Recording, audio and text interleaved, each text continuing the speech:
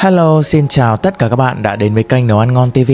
Nếu như nhà các bạn đang có khoai lang thì hôm nay mình sẽ chia sẻ một món bánh gọi là bánh khoai lang dẻo nướng bằng chảo. Thì món này cũng rất là đơn giản, dễ làm và không bị nhiều dầu mỡ như bánh khoai lang chiên. Bánh có kết cấu dẻo mềm, rất thơm mùi cốt dừa và vị bùi của khoai. Nếu các bạn muốn làm một món bánh gì đó với khoai lang thì hãy tham khảo cách làm này nha.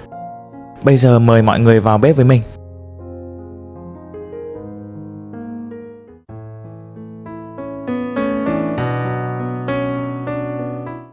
Hôm nay thì mình chuẩn bị là 3 củ khoai lang, có khối lượng khoảng hơn 800 g.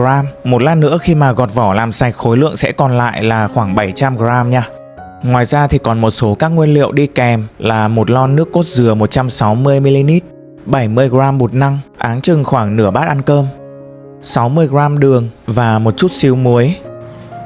Bây giờ thì mình gọt khoai lang để đem đi luộc nha.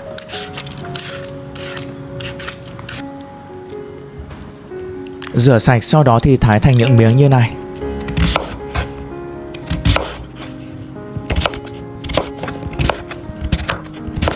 Khối lượng còn lại bây giờ là 700 g nha. Và chia sẻ với các bạn cách mà mình thường hay làm, đó chính là luộc bằng nồi cơm điện. Với khối lượng khoảng độ dưới 2 cân đổ lại, thông thường luộc để ăn thì mình vẫn làm theo cách này. Nó rất là tiện, như là mình nấu cơm vậy đó. Không nhất thiết các miếng khoai đều phải chạm đáy nhá, có thể xếp thành 2 lớp cũng được. Tiếp theo thì mình châm nước vào. Cái mực nước nó cao khoảng tầm nửa miếng khoai là được. Khi mà nước cạn là nồi sẽ tự bật nút, thì lúc đó khoai cũng vừa chín nha. Và sau khoảng 25 phút thì nồi đã bật nút, nước đã cạn và khoai cũng đã chín mềm rồi. Nếu mà luộc để ăn thì mình sẽ để nguội, sau đó thì cất vào tủ ăn dần. Còn bây giờ thì mình sẽ đổ ra luôn cái lúc còn nóng để nghiền khoai nha. Mình lấy luôn cái môi múc cơm này để dầm cho khoai nát ra. Khi còn nóng thì khoai vẫn còn cái độ mềm và mình dầm ra nó dễ hơn. Khi để nguội thì sẽ rất là khô. Và đặc biệt là chúng ta không dầm khoai nhuyễn mịn hẳn ra nha. Mình để nó còn những cái hạt lợn cợn như thế này ấy. Khi ăn cái bánh cảm nhận được từng cái miếng khoai thì nó ngon hơn. Bây giờ thì mình lấy một chiếc tô, đổ hết bột năng vào đây.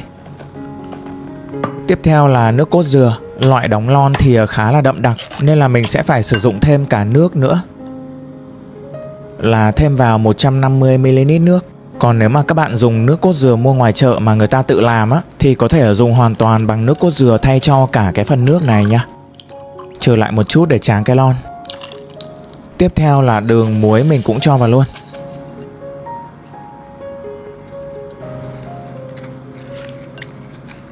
Trộn đều lên, sau đó thì đổ vào khoai.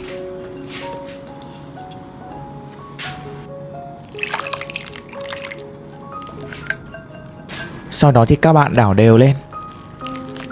Vừa đảo vừa miết xuống một chút, cho tới khi thành một cái hỗn hợp sệt và dẻo như thế này là được. Bây giờ đã sẵn sàng để nướng rồi. Bắc một chiếc chảo chống dính lên bếp, vặn mức lửa nhỏ liu riu nha. Quét một lớp dầu ăn thật mỏng lên trước. Sau đó thì cho khoai vào.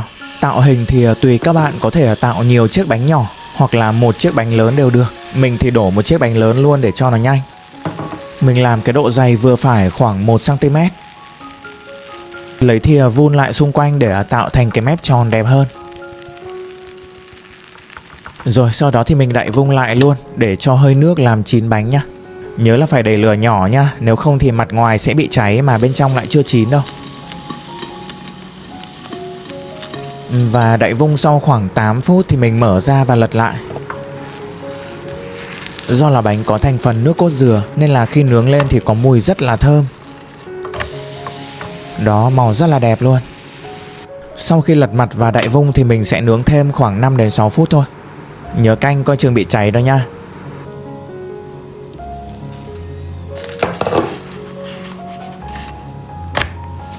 Đó, màu rất là đẹp luôn. Lúc này bánh đã hoàn toàn chín rồi.